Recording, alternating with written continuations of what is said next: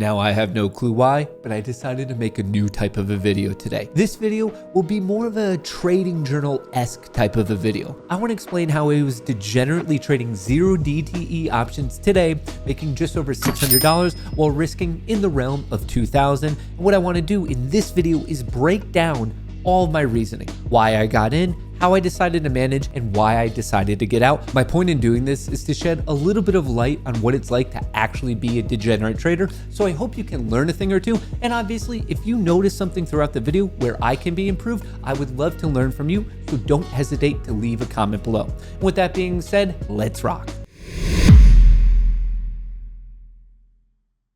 By the time the closing bell went dingity ding ding ding today, here was the official headline. Dow closes higher Tuesday as hope grows that the Fed is done raising rates. So even though the market did look pretty good, and here's a snapshot of the S&P 500, little red, little green, little Christmassy, but you could see that the green does dominate. I ended up myself taking some bullish positions, but I think the titles and this picture right here make it seem like maybe it was a little bit easier of a day, because there was a decent portion of the day where I was forced to white knuckle my own position, which I think that's an important thing to talk about. It's one thing to make money, but I think there's almost an emotional capital aspect that should be considered. Was the money made easily, or was it more of an emotional type of a battle? And like I said, a portion of today, I was sweating. But before we get into all of that, I do want to give you a very quick update on a piece of sad news. It was just reported that Charlie Munger, investing genius and Warren Buffett's right-hand man, has passed away at the age of 99. Now, I'm in no way saying that I always agree with Mr. Munger, but obviously he's an OG investor who's proven himself time and time again. And on top of that, if you look at some of his historic comments and quotes, the dude is a top-tier comedian. So obviously, hats off to his amazing career, and his family is definitely in my thoughts. Alrighty, to kick this all off, you need to know that I made 2 major trades today. Both were credit spreads, more specifically put credit spreads. Now, if you've never heard of that before, if you have, but you really don't know what it means, I'll be explaining that in a second. Yes, it's technically an advanced options trading strategy, but it's one of those things that if you do it once or twice or watch a couple of videos here or there on the interwebs, you're gonna understand it. Don't let people in the world of retail trading education make things seem more complicated than they actually are, because in all reality, they just like to feel better about themselves. And I think we could get the major aspects of what credit spreads are, specifically put credit spreads, fully explained and understood in this video. So very quickly, the first trade of the day came at 11:15, and that's where I put on a put credit spread, 4,550 spread by 45. Little bit later in the day, and I'll be explaining this in far better detail, where I started to get concerned about my position, around 120, I ended up picking up a whole nother position. So I entered into 2 different put credit spreads. Then a little bit later, that second one that I got into, I was able to actually take the profits around 315. And then at the end of the day, I was able to close the first position, and I did that with about a minute later. So I just wanted to show you the time and sales of everything, the prices. Feel free to screenshot this, do whatever you want, but this is my real account. You can see I made, it technically was $640, and then there was really $12 worth of commissions, but I just wanted to show you the 2 entries, proof of the 2 entries, and then the 2 exits, and obviously proof of the 2 exits. Now with that happening, let's actually go over to the chart, and I'll kind of explain what these trades mean and how I was able to make this money. For those of you who don't know, if you're on TradingView, there's actually a really cool replay tool. So instead of looking at how the entire game played out, you could kind of revert to a certain point in history and then play it out there in real time, which I actually personally think is a far better way to learn about the market. Anyway, when the first 15-minute bar of the day opened, things weren't the best. Technically, SPX, the S&P 500, gapped down, and from there, it didn't really improve all that much. A little bit more bearish, a little bit more, but kind of sideways. At 10 a.m., things started to turn a little bit because we got the consumer confidence report. And on top of that, there was a revision for the previous one, and the consumer confidence levels went down. And we're in this weird situation where bad economic updates are actually good for the market. And that's just because of monetary policy, currently trying to fight inflation. But that's the subject matter for an entirely different video. But my point is, at 10 a.m. at this point, things were going sideways. I didn't really feel strongly bullish or bearish. I was waiting for something to happen, and I was very, very much paying attention to this potential upside gap fill from really the low of the closing bar of yesterday to this gap that we were clearly seeing today. Maybe the arrow is not the best way to showcase it, but this is what I was looking at. I was thinking, ooh, is this going to get filled? And if so, can I take advantage of that particular play? Unfortunately, as you're about to see, as soon as we started to fill it, and this was really when I was getting particularly excited because the report settled and I knew, yes, that there were going to be some Fed speakers to listen to. And I was like, I don't think they're going to mess it up too much. I was very interested in playing this and seeing if there was going to be a follow through. But as you're about to see, it went, and it went quickly. When this thing popped, it was a runaway train. I did not have my position. So the ideal entry was sometime between 10:15, 10:30 early. And as you saw from the proof of my first entry, I didn't get in until about 11:15. And my reasoning was, wow, this really, really ripped. I should wait for some sort of pullback just because I wanted superior risk to reward. And that's exactly what I did. I waited and I was like, okay, pull back. I like that. I like that. Looking for a little bit more, not really getting it, more so sideways. And then this was the point where I was like, uh-oh, this isn't pulling back at all. This is actually about to break out. So as you can see, and right here, I'll show you one more time, but my first trade was 11:16. And right here, SPX 4,550, 4,545. Now, obviously, both of these legs put together were one play. And let me just quickly explain what I did. At this time, I was like, wow, we're actually going to break out. We could rip. So what I ended up doing, my trade of the day, and I'll try to put this right under the time, 4,550, I ended up selling this particular strike, this particular option. So I sold it at 4,550. And then you're just forced to do this in terms of protection. And like most brokerages aren't even going to allow you to place the trade without protection because then you're just selling naked premium. So really, I'll just make this red so you know that I sold this particular one. And then for protective purposes, I had to buy this. But really, what does this bet mean?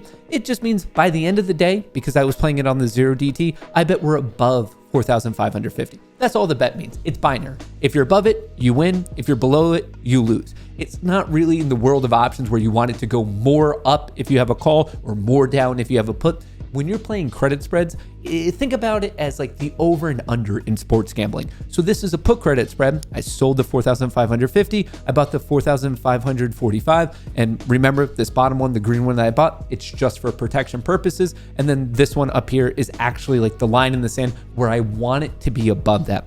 Now, obviously, just for, I guess, educational purposes, if it was a call credit spread, you would want it below the one that you sold. But maybe we'll talk about that a little bit later. So here at 11:16, technically, I thought, hey, good chance that we're going to be above this by the end of the day. And when I ended up placing that, I received 95 cents in credit, aka $95 if I'm right. That would be my maximum reward. And because of that, this was a high odds play. If you look at the delta on the option chain for that moment in time, it was in the realm of like 20, maybe 15, as in saying I had an 80 to 85% chance of this paying off for me. So I had high odds. And yes, you could argue that it's asymmetric of the risk versus reward. I'm risking more, but also the chance of it happening is considerably higher. So I was willing to take that bet and I was feeling pretty good. And then I was still feeling pretty good.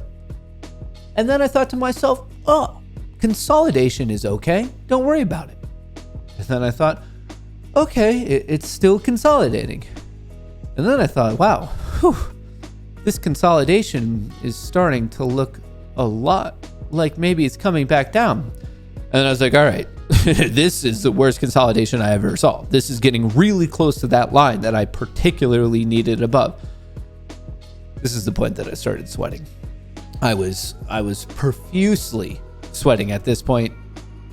And then this is when I went from sweating to crying. And obviously, as you know from the second trade, I decided to make a second trade at 120. So let's just bring it up to that particular bar, because it kept getting worse, and it was somewhere in this particular time block, 120, where, as you can tell, we went below the level that I needed above, and even my protection for a split second was underwater. And it was that split second that it was underwater that I ended up adding another position, and this one was right here, 4,540, and then obviously, once again, just for protection, I would need it at 4,535. So let me just make this one red, the one that you sold. When you're talking about put credit spreads, you want it above the one that you sold. And if you're talking about call credit spreads, you want it below the one that you sold. So in this particular example, I have two put credit spreads. The red line is where I had it sold. That's what I wanted it above. And the green line is simply forced upon you if you want to place these trades at all, because they don't want you to blow out your account. So this second one, the credit that I received was 75 cents, aka $75. Once again, just so you guys know, the first one was 95 cents, aka $95, which means my risk was 405. And then for this particular one, the other one, it was 475. So just trying to give you the math of the situation. Once again, the risk to reward was a bit asymmetric. If I was wrong, the loss would be quite a bit greater, but that's technically the max risk. I was obviously going to manage it earlier, about half of that. So I think it's important to give you the details of the theoretical max risk and then also mentally where I was at. Basically, I was going to let it ride about to 250, in at 95, out at 250 if it went against me, in at 75, out at 250 if it went against me. When you're selling premium, you want it to decay to zero. You don't want it to go up. So whenever you're thinking about buying a call, buying a put, you want it higher and higher and higher. When you're selling premium, you want it to go down to zero as quickly as you possibly can. Anyway, back to this particular trade around 115, 120. I figured, hey, if this one blows out, when it was around 4,545, that was the point where it was around 250 and I was like really close to cutting it. And I thought to myself, stay calm. All right, things might be bad. And really all of this sell-off got particularly bad at 1 p.m. because there was a bond auction update for the 7-year bond and the yields came in a little bit higher. And then people were like, uh-oh, is there more distress returning to the world of fixed income? But I thought to myself, hey, out of sight, out of mind. Let's throw on another trade and then turn off the charts and see how things play out, because that's how a good degenerate does it. Anywho, for protection, I sold the 4,540, and obviously this bet is just saying, hey, I think it's going to be above it, and I was about to take this one off, basically taking a hit. I sold it at 95. I was going to buy it back at 250, obviously taking a hit a little bit more than I wanted, but I figured, hey, if I get the 75 cents on here, I cut my loss in half, and that's what this game is all about risk mitigation. So at this point, I now have on 2 positions, and I decided to let it ride. And I was like, because I needed it above both red lines for both to hit. Basically, the higher it was, the better was off it was going to be. And this thing looked like not only was it going to plummet once again through my first classic dead cat bounce, but I started to freak out that maybe both were going to get knocked. Not good. And really at the start of the video, when I was saying I was technically risking $2,000, well, 250 on each, that's 500. And then obviously I had multiple of these. So that's basically the math there. But anyway, I was sweating again. It's 2:30 and I looked down and all the alerts on my phone started to go off. And then I got a pop, a very lucky pop, to the point that it led above it. I was like, okay, great. So this is the point in the day where I was thinking to myself, maybe appropriate to actually start taking some profits. So the second one that I got into at this point, because of theta, it had decayed so much that I was able to capture it around 315-ish. And you can see here the differential was 5 cents. So I sold it for 75 cents and then I was able to buy it back at 5 cents, making 70 of the max 75, which is about a 93% capture rate. And then really all I was doing is back to babying the first position. So I had already kind of mitigated my potential losses. So I was happy with that.